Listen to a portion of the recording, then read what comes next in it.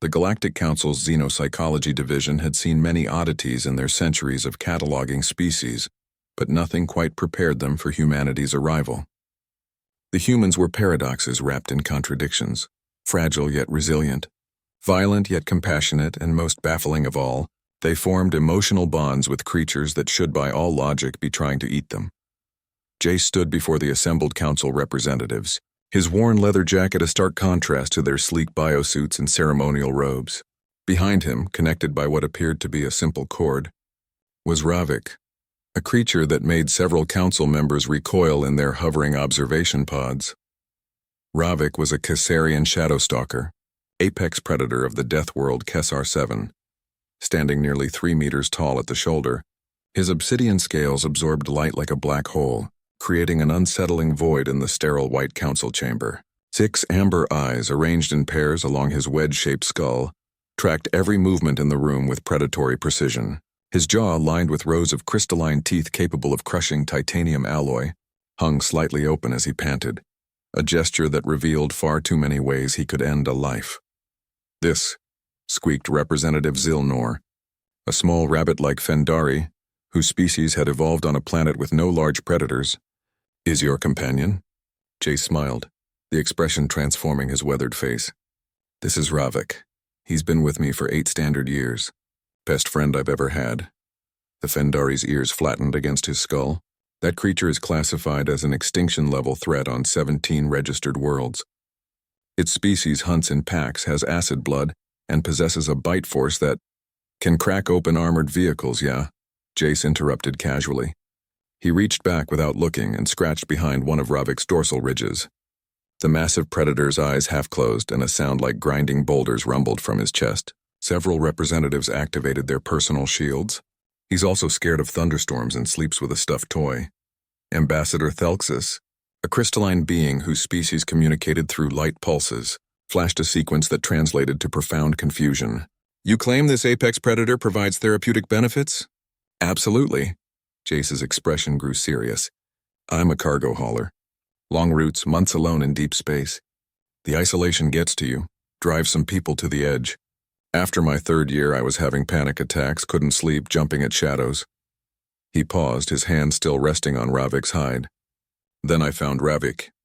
The council chamber fell silent except for the environmental system's gentle hum. "I found him on Kesar 7, orphaned after a mining explosion killed his pack. Just a pup, barely bigger than my torso, all eyes and teeth and attitude." Jace's eyes grew distant with memory. "He tried to eat me, of course. Latched onto my boot and wouldn't let go. But there was something in those eyes. Not just hunger, but fear. Same fear I saw in my own reflection every morning."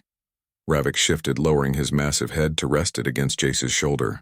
The human didn't flinch at having several 100 kilograms of predator leaning on him. "You understand the statistical improbability of your survival?" This from Dr. Cassith, a 4-armed Quellan scientist whose species prided themselves on logical analysis. Shadowstalkers imprint on their pack leaders through combat dominance. Without the proper size, strength, or biological weapons, you should have been consumed. "Maybe," Jace acknowledged, "but humans don't pack bond through dominance. We do it through trust, consistency, and—" He gestured vaguely. "I don't know, love. I fed him, kept him warm, talked to him when the ship was too quiet."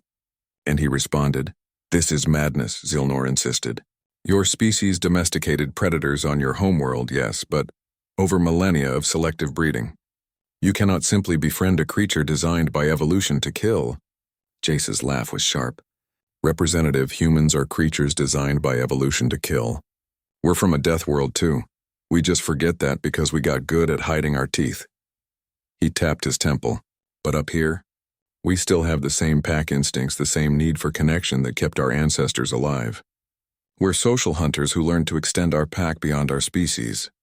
Ravik made a sound somewhere between a purr and a growl, his tail, tipped with bone spikes, thumping against the polished floor. "The psychological benefits are measurable," Jace continued. "Ravik gives me purpose, routine, something to care for beyond myself. When I'm stressed, his presence, yeah, a literal apex predator, somehow calms me down. It's the weight of him, the realness. All those months alone in space, and I've got something warm and alive reminding me I'm not just a ghost in a metal shell." Thelxus pulsed thoughtfully. Your species finds comfort in danger? We find comfort in trust, Jace corrected. Ravik could tear me apart in seconds. Every time he chooses not to. Every time he curls up at my feet or follows my commands, it reinforces that bond. He trusts me to feed him, protect him, understand him. I trust him to control those instincts that say I'm prey. That seems... Dr. Cassith searched for the word. Precarious. Life is precarious, Jace said simply. Humans learned that early.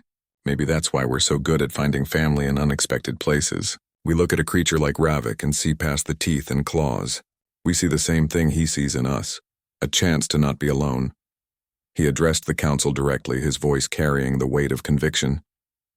You wanted to understand why humans pack bond with predators. It's because we recognize ourselves in them.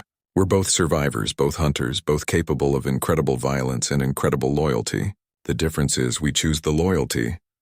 Ravik lifted his head and fixed all 6 eyes on the council.